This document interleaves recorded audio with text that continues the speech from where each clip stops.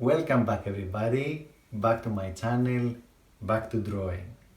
This is a video tutorial that many of my fans requested on Instagram on how I draw dynamic poses and how I draw characters in dynamic poses.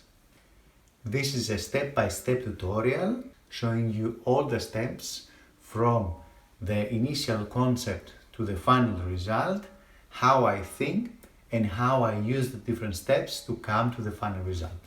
So here we are everybody in my digital software Krita, and we are about to start the tutorial about character poses.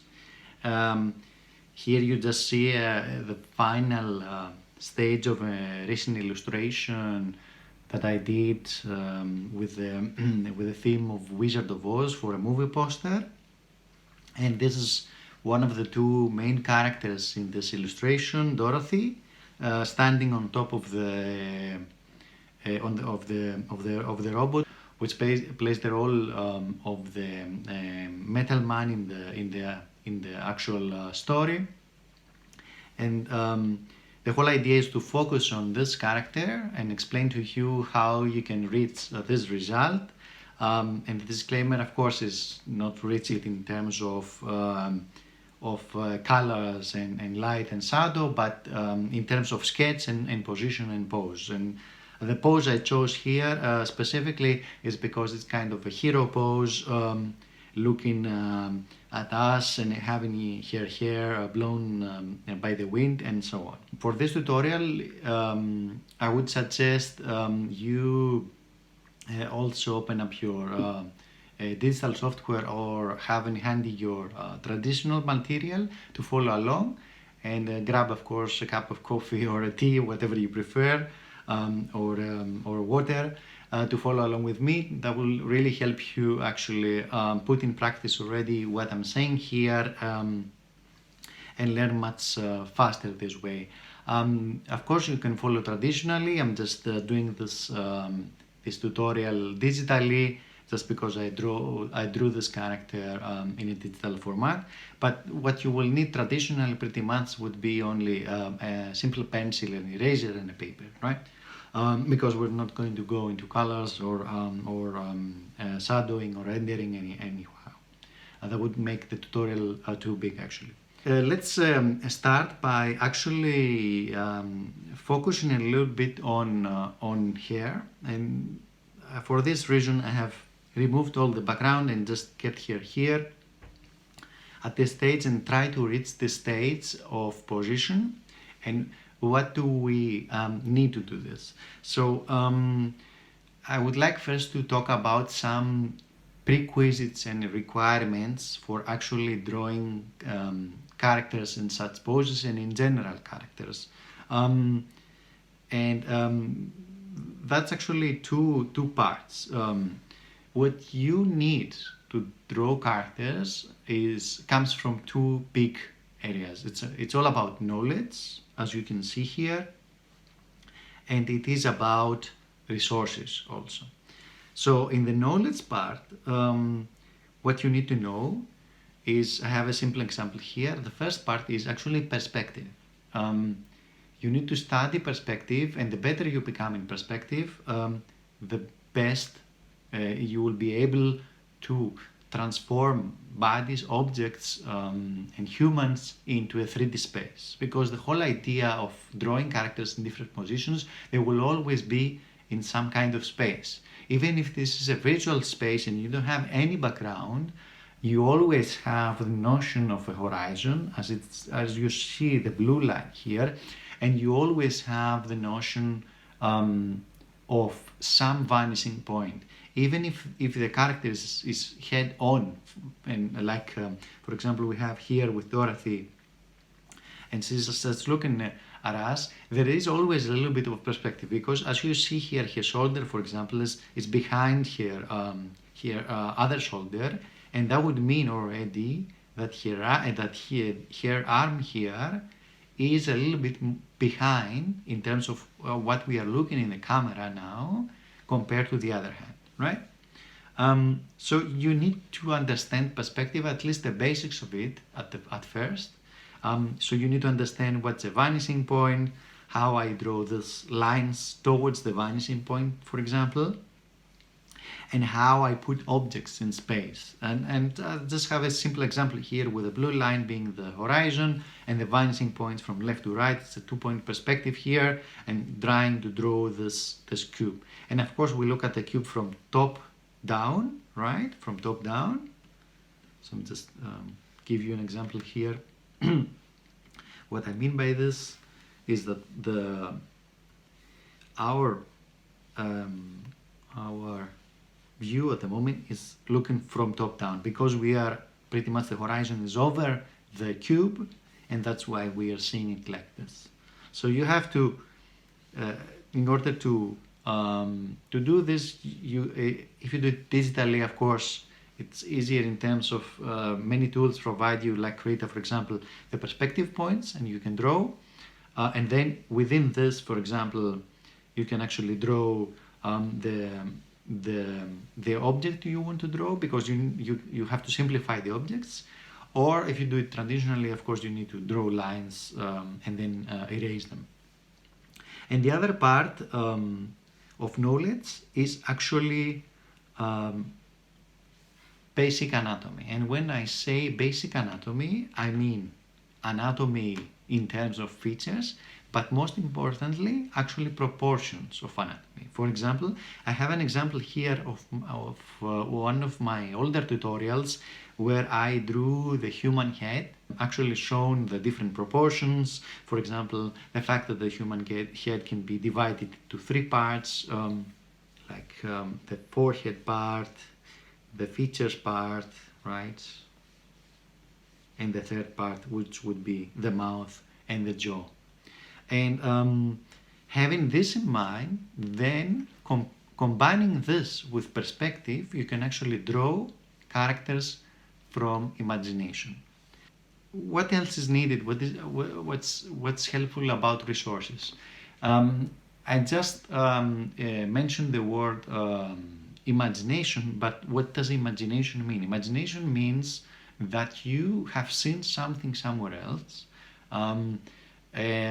and you are able to represent it in a 3D space, and also you are able to rotate it in 3D space or change it according to your style, or exaggerate some dimensions of it in 3D space, and so on. So imagination is nothing more actually than your own images that you have gained from life, from seeing outside the world, from seeing other artists and so on, from seeing references, right? And then putting them into practice. So I just have here 4 very useful actually tools / links / sites that can help you with getting references and seeing how different objects are being sketched. The first tool is called app.justsketch.me. It's actually a website where it has a complete human, let's say, in the form of a doll, and you can pull their arms, their legs, and put them in different positions, so you can see how this pose would actually look in a 3D space. This is very, very helpful, especially when you start out and you haven't drawn a specific pose. Then you can see how this pose could be in a 3D space, right?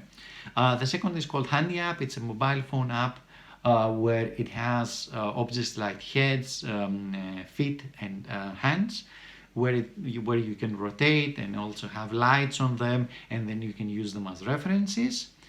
Third, of course, is looking for references in general online, and here I would actually suggest Pinterest and not just a Google search. Many times a Google search will actually provide you some results, but it may also completely throw you off. But Pinterest is much more focused site on drawing in several aspects, and then you can find much better references for poses and so on. And of course, the fourth big part is since you're drawing characters, and many of your characters will be human or human-like, then you would need to actually have an understanding of the human head, which is one of the main aspects you want to show in a kind of on a character drawing, and then you will need to actually have knowledge about the planes of the heads and so on. And then, of course, with the planes of the heads come always the known planes of the heads, the Azaro head, or the Loomis head, for example, or the Riley method, and so on. So these are kind of four areas, four points here that could help you also enhance your knowledge about characters and poses in general. Let's then focus on our character now and try to see how many steps you actually follow to reach this result here.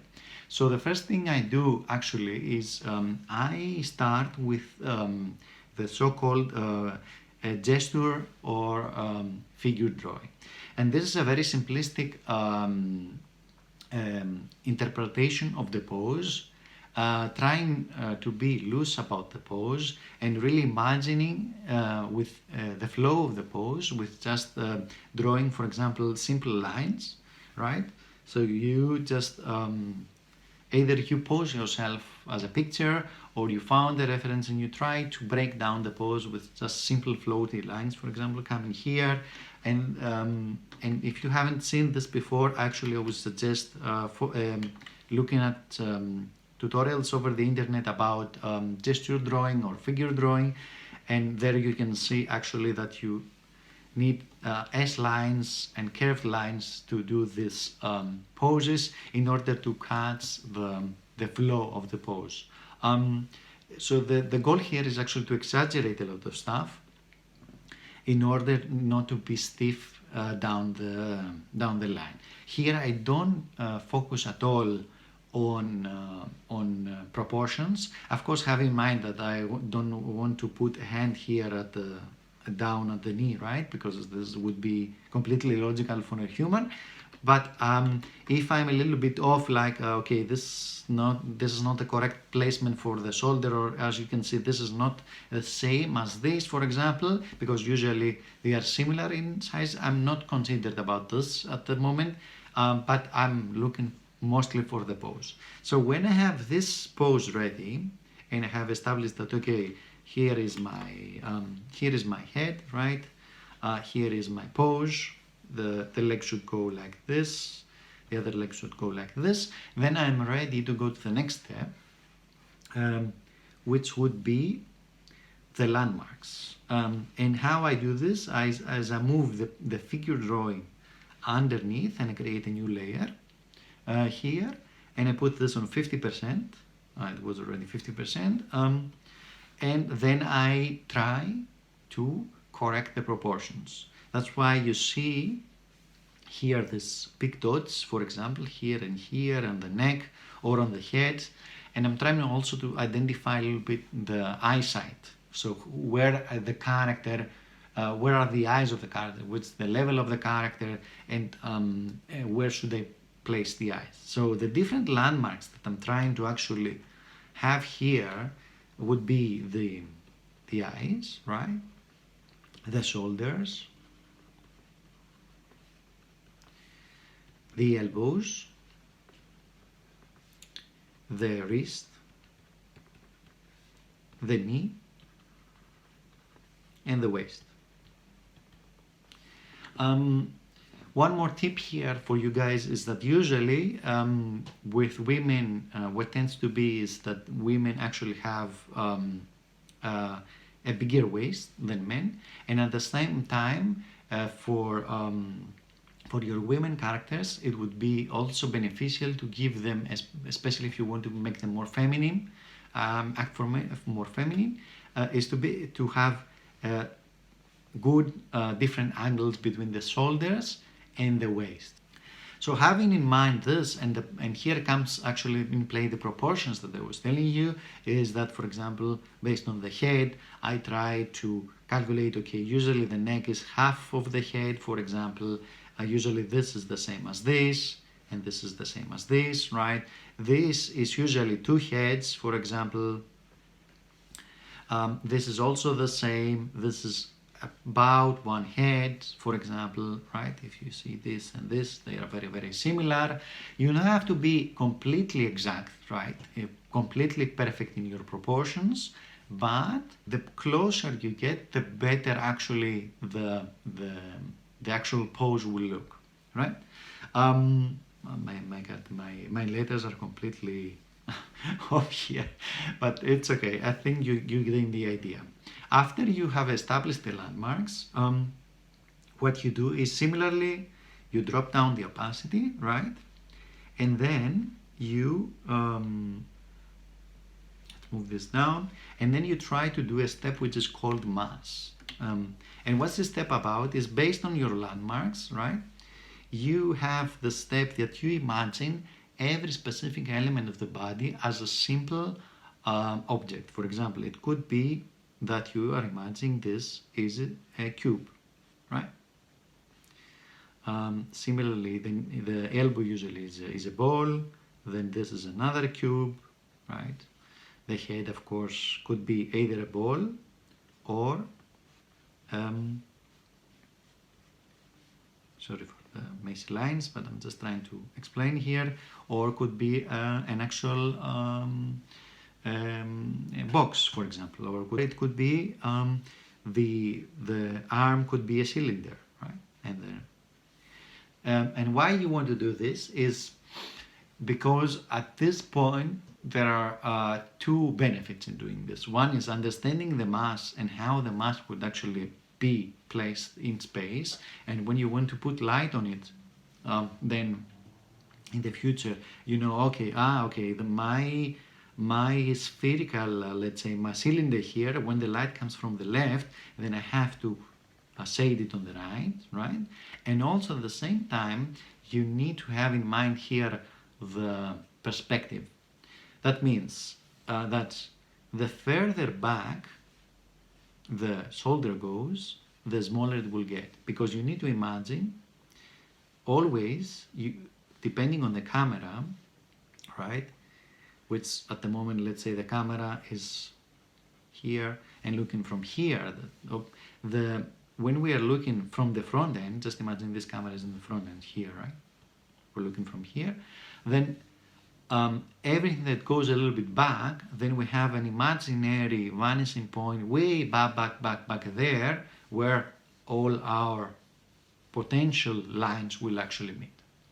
And the second thing is, in the mass phase, you can actually choose now also. You could choose it also from the beginning, but you can also choose it now, and I think that would be the final point if you want to choose to rotate your camera. So if you want to rotate the camera and put a more, let's say, dynamic pose, for example, from looking the camera from down up, then you need, based on the simple objects, you can actually rotate them in space, right?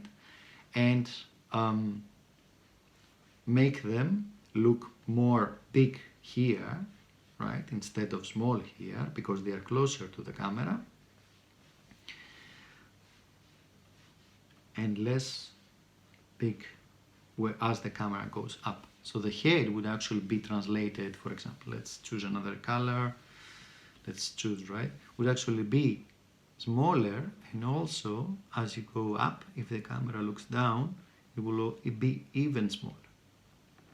And this is where all the knowledge gets put about perspective, about proportions, then you try to make the thirds, and so on, right? So this is not a, the goal is here not to explain you completely how perspective works, but have in mind that all these parameters are actually playing in this phase. What I suggest for beginners is keep the camera on a front end. Try to avoid complicated cameras like from the bottom up, from the top down, and so on, because this will exaggerate the perspective a lot, and you will need to know a lot about perspective. But if you keep the camera in the front and start out with different poses, right? And having, okay, one pose could be just a simple pose that the character is just sitting here, right? Try out this pose that you have your character here, right? And then what you do is you want to start changing this character, and then start changing the character by either rotating the character here or either changing the hands slowly, so you can slowly see how and think how could I rotate this hand in 3D space, how this hand will actually look like if it goes a little back in the into the background, for example. It would actually be, of course, smaller, right? And what if this hand actually comes back to the foreground? Then it will actually start smaller and end up a little bit bigger. Again, I mean, you can do a complete calculation of the perspective and then start doing, if you have a box in 3D space, start figuring out, okay, this is my box, then I have to, it has to be like here, right? I was a little bit off here. Okay, in the next box it has to be here, so it has to be bigger. But of course you can also eyeball it a little bit in these cases and see if it looks good. If it looks good and looks natural to you, then it's fairly okay to continue, right? And this is the face of the mass. I will show you the final result. And as you can see here, in this case, right, I have made the hand actually like a cylinder. It goes like this. Again, here, a cylinder going like this. A cylinder here, going like this. This is also the point where you also recalculate your proportions. Again, for example, you have this one head and two heads. Somehow here the nipples of the breast could end up in this area, right? Then you have this. It should be, if you measure this and you rotate it here, this should be 1.5 heads, for example, the ideal proportions, and so on. So you check all these proportions again in this step, and also their placement within the objects, and you finally, in this step, you have a very, very, very good structure and a very good framework to continue in going to the actual anatomy. Because still we are playing with simple objects like cylinders, boxes. A finger, for example, could be a simple box here to indicate a finger, and so on. Then after this step, what comes is of course, the rough anatomy. Of course, based on what you have from the mass, you just put on 50%, and then you have your rough anatomy here, right? So you want, in this place, in this stage, to actually try to draw as much anatomy as possible. Have in mind, of course, that ladies are less pronounced in muscles and much more curvy. Men are actually more muscly. If you want to do them like that, maybe you want to draw someone which is less muscle. Then you actually look in here to see, okay, I have the line for the eyes. How should I place the eyes, for example? What I usually do is I try to make a small circle and then start doing the eyes, for example. Start bringing the characteristics like the eyebrows, the nose, and this is where I usually also try to use the Loomis method, because I have already the frame from the previous step, right? I have the box here, for example, or I have the lips here, so I know that my head is about this tall, and I just need to find out, okay, how big should I make the circle to actually reach this box? Usually it would be around the 2/3 of the height of the box. But of course, all proportions are different, and and also perspective plays in place, right? So you need to think about all this stuff. So you have the eyes, you have the nose, you have the mouth, You continue down with the neck, right? You need to figure out, okay, where are my different bone structure, where is my chest, where I should place the muscles of the hand, how should I place the shoulder here, but also in a rough state. And this is also, you can actually move stuff around. For example, I don't like this leg here, I put a little bit on the left or on the right.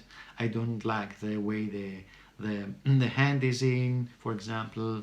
I can move it around and so on. So this is still a stage that you haven't done, you haven't committed a lot to your pose, and you can make small changes. After this stage, after you are done with this stage, then it's time for commitment. Then it's time for lines, and then it's time for a clean sketch. What you do again is you make this 50%, and you go to your next stage, and here you start expanding on your drawing. So as you saw before, I haven't drawn anything in terms of clothing or in terms of jewelry, I just have some rough here just to have an idea, okay, I want floaty hair, but that's it.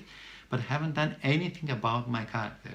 And why is that? You need to establish first correct proportions of the character in order to put clothes on top of them. Because if you start putting clothes already at the start, then you have no idea how the arm is within the clothes. So you can make, for example, the jacket around, turning around this arm and coming here. If you haven't done that, you may end up having one jacket here and one jacket down here, and that would be really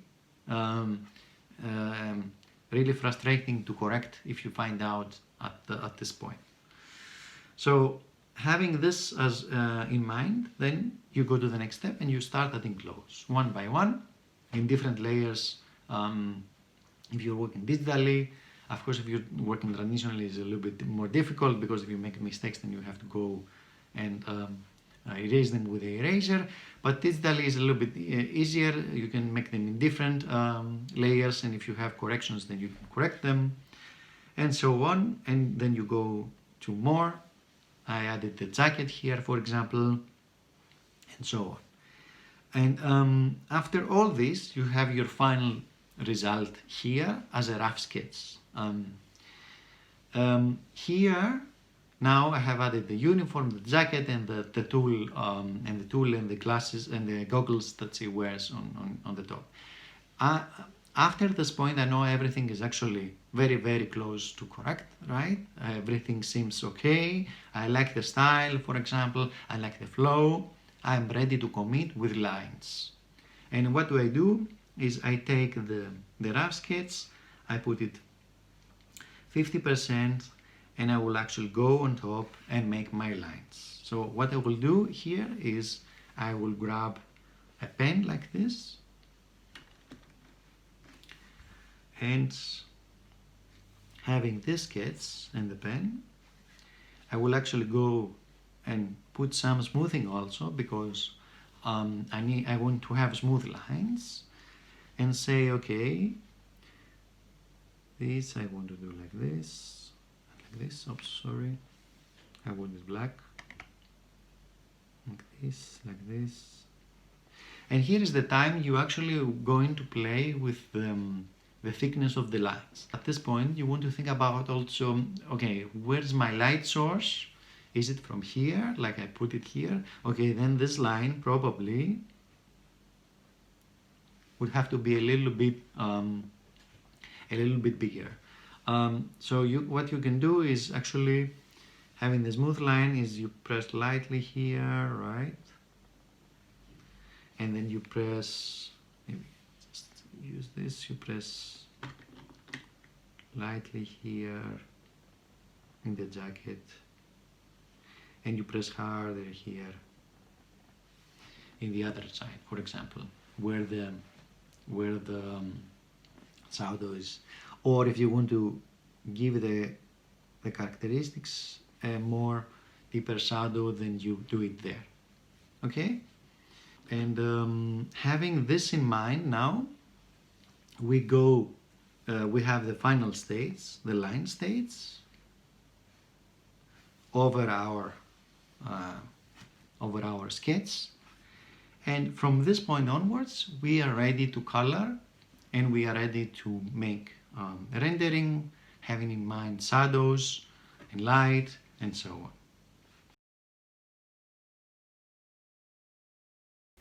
If you find this video useful, please let me know down in the comments, and also please don't forget to like and share the video with your friends and your fellow artists. Also, if you follow this process to draw your own characters, make sure to tag me on Instagram on your posts, so we can have a discussion on what you learned from this, and if you got better by following this process in your character drawings. As always, subscribe to the channel, and see you next time in the next video. Bye!